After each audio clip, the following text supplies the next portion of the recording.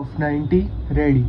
આરોપીઓ વિરુદ્ધ Nikol police station first ગુના રજિસ્ટર નંબર 206/2018 ઇન્ડિયન પિનલ કોડની કલમ 365, 366, 368, 370, 344, 406, 120B, 506(2), 394(ખ), 114 મુજબનો ગુનો નોંધાયેલ છે અને તે ગુનાના કામે રેગ્યુલર જામીન મુક્ત થવા હાલની ક્રિમિનલ પ્રોસિજર કોડની કલમ 439 અન્વયેની જામીન મુક્ત થવા સારું અરજી કરેલી છે. પેરેગ્રાફ.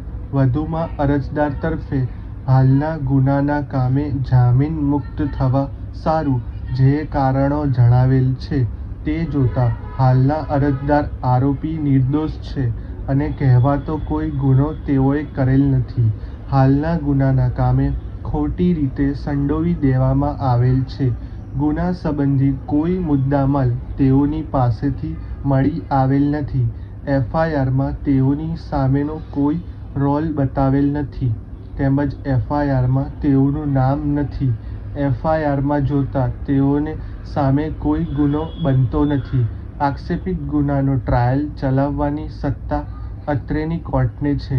તેણી અરજદાર એક સ્ત્રી ગૃહિણી છે. ઘરના તમામ જવાબદારી છે. તેણીને વગર તેના ઘરનાને રોજ બરોજ કામમાં અગવડતા પડે તેમ છે. તેઓએ ફરિયાદી ભોગ બનનાર સાથે કોઈ ખરાબ કૃત્ય કરેલ નથી. નામદાર કોર્ટે ફરમાવશે તેવી તમામ શરતોનું પાલન કરવા ખુશી છે અને નામદાર કોર્ટની દરેક મુદ્દતે હાજર રહેવા તેઓ ખાતરી અને ભરોસો આપે છે તેમ જણાવી હાલની જામીન અરજી મંજૂર કરવા વિનંતી કરેલ છે. પેરેગ્રાફ. વધુમાં અરજદાર તરફે તેઓના વિદ્વાન વકીલ શ્રી દ્વારા મૌખિક રજૂઆતો કરતા જણાવેલ છે કે અરજદારને ખોટી રીતે હાલના ગુનાના કામે સંડોવી દીધેલ છે. એફઆઈઆરમાં તેઓને કોઈ રોલ બતાવવામાં આવેલ નથી. એફઆઈઆરમાં તેણીનું નામ નથી.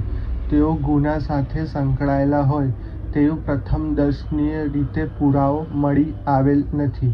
તેણી ગેરહાજરીમાં તેના ઘરનાને ખૂબ મુશ્કેલી પડે તેમ છે તેમજ નામદાર કોર્ટ ફરમાવશે તે તમામ શરતોનું પાલન કરવા રાજી છે. પેરેગ્રાફ. અરજદાર આરોપી હાલની જામીન અરજી અંગે સામાવાળાને નોટિસ કાઢવામાં આવતા સરકાર પક્ષે વિદ્વાન વકીલ શ્રી પી.એમ. ત્રિવેદી હાજર થયા અને એવી રજૂઆત કરેલ છે કે આ કામના અરજદાર આરોપી સામે જે ગુનાનો આક્ષેપ છે તે જોતા હાલના આરોપી અને અન્ય આરોપીઓ સામે આ કામના ભોગ બનનાર બનાવની તારીખે, સમયે અને સ્થળે લગ્ન કરવાની લાલચ આપી, સમજાવી, આત્મીયતા મેળવી, તેણીને વેચી નાખી આર્થિક લાભ મેળવવાના ઈરાદે તેની સાથે તેના ઘરે લઈ ગયેલ અને ધામધમકી આપેલ, થોડા દિવસો સુધી તેના ઘરે જ રાખેલ અને લગ્ન